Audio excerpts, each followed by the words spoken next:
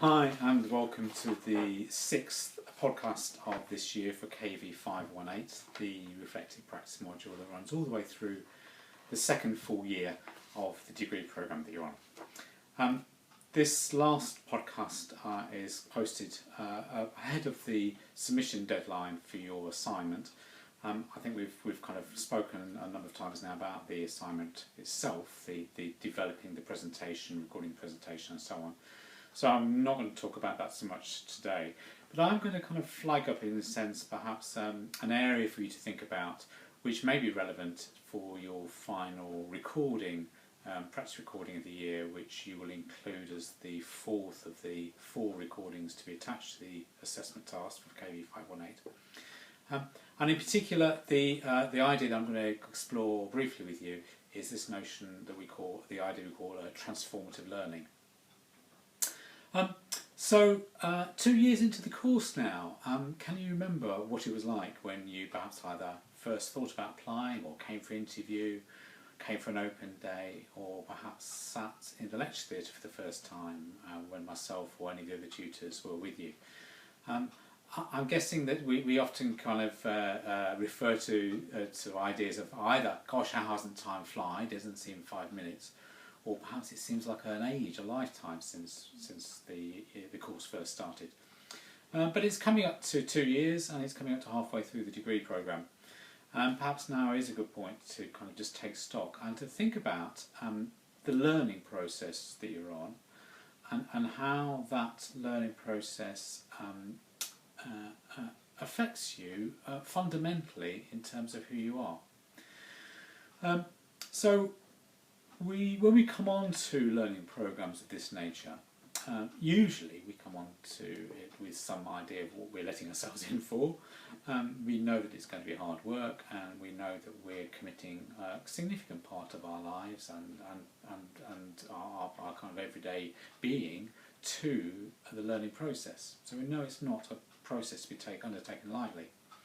But what we often don't quite understand or don't appreciate, and possibly can't understand or can't appreciate, is how that learning process is going to affect us.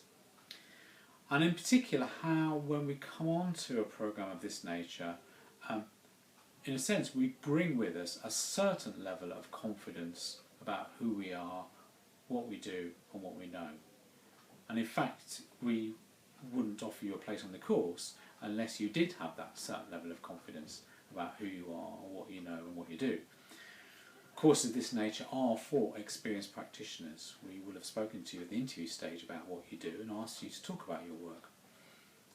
So you bring with you onto the course a certain level of experience and knowledge and practice. But the experience that many have on the course, and particularly perhaps in the first 6 months of the course, is a realisation perhaps that there's now a wealth of information, there's a wealth of understanding of areas that perhaps we didn't know about, or we didn't know as much as we thought we did, but also that our understanding of certain issues, or perhaps our own values related to certain issues, were going to be challenged. And we make no apologies for that, because that's the nature of higher education.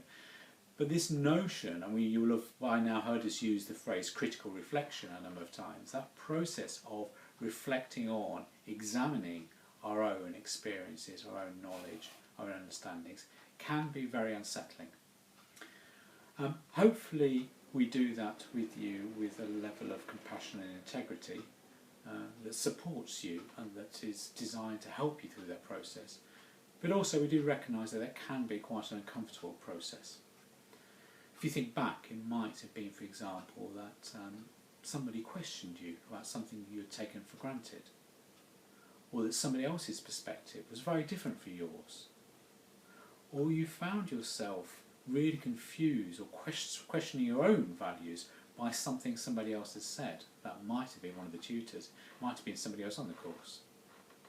So in a sense, that taken for grantedness of who we are, what we stand for, what we know, what our levels of confidence are, particularly as adults, can be challenged by the learning process, and we can find it quite unsettling.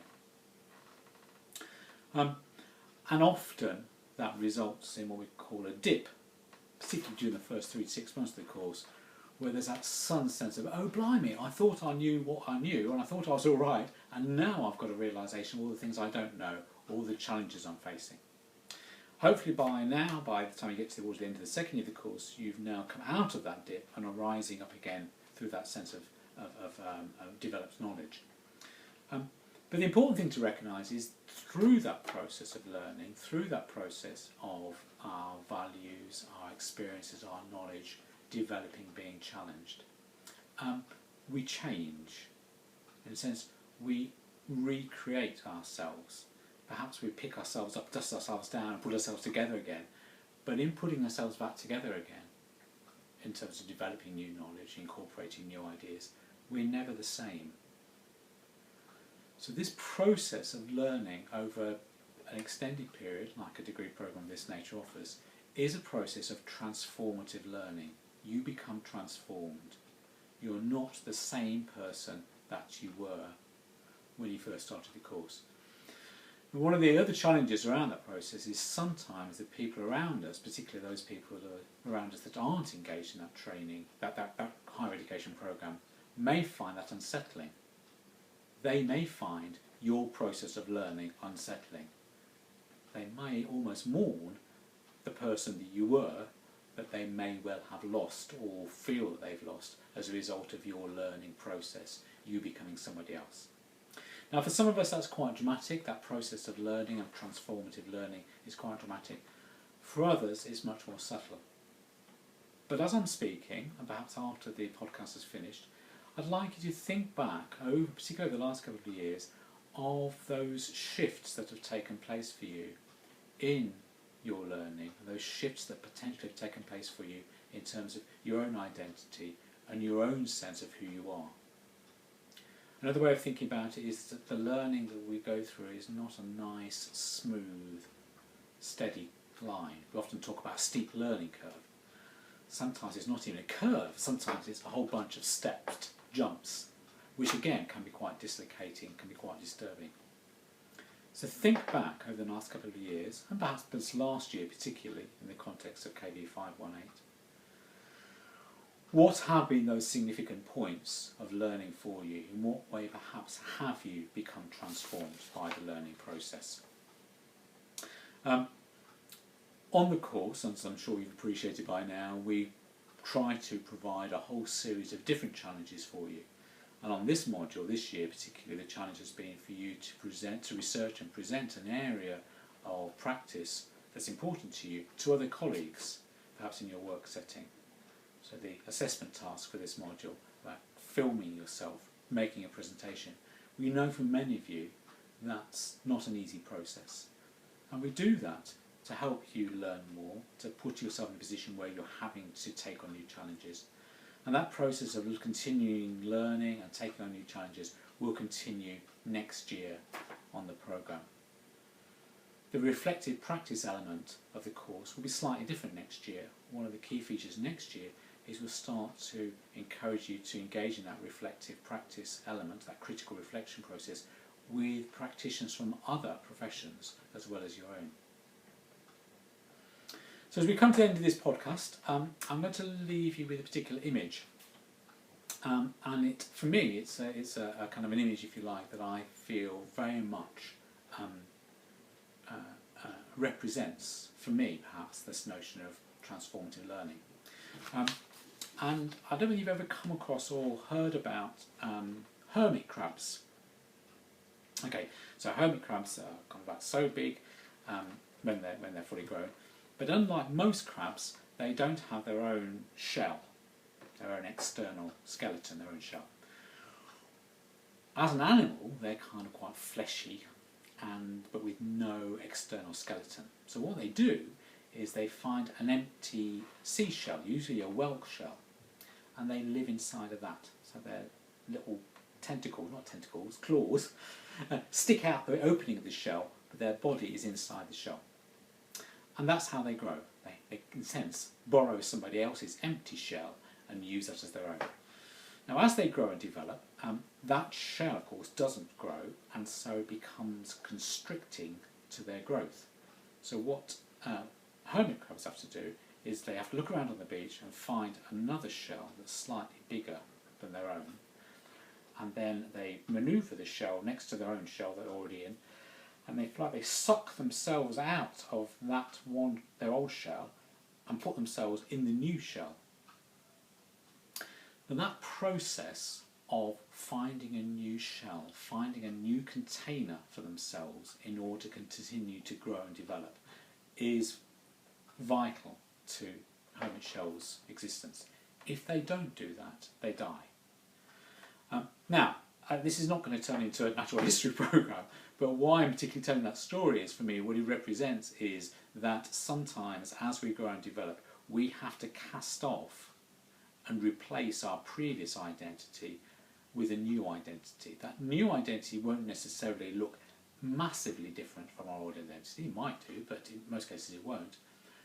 But that new identity, that new sense of who we are, gives us the capacity to continue to grow and develop. So like whelk shells, like hermit crabs, or rather living in whelk shells, we have to look for opportunities that give us a way of continually learning and develop. As professionals, I think one of my values is, as a professional, if we don't engage with that process of continually committing ourselves to learning, to engaging in critical reflection, to thinking about who we are, if we don't commit ourselves to that, then we're in danger of becoming stuck and fossilised, if you like, as practitioners. We don't grow, we don't develop, we don't take on new ideas. So, as we come to the end of the second year of the course, my closing message, if you like, is continue to be committed to your own learning, continue to be committed to the process of engaging with other people in that learning process, continue with the commitment that you have to your own professional integrity, standing by your values, being committed to the children, to the young people you work with, and we look forward to continuing to being committed to working with you over the next 2 years of the course. Thanks very much, and I hope your last couple of months of the course this year are successful, and in particular I look forward to seeing your recordings and your video presentations when you hand them in.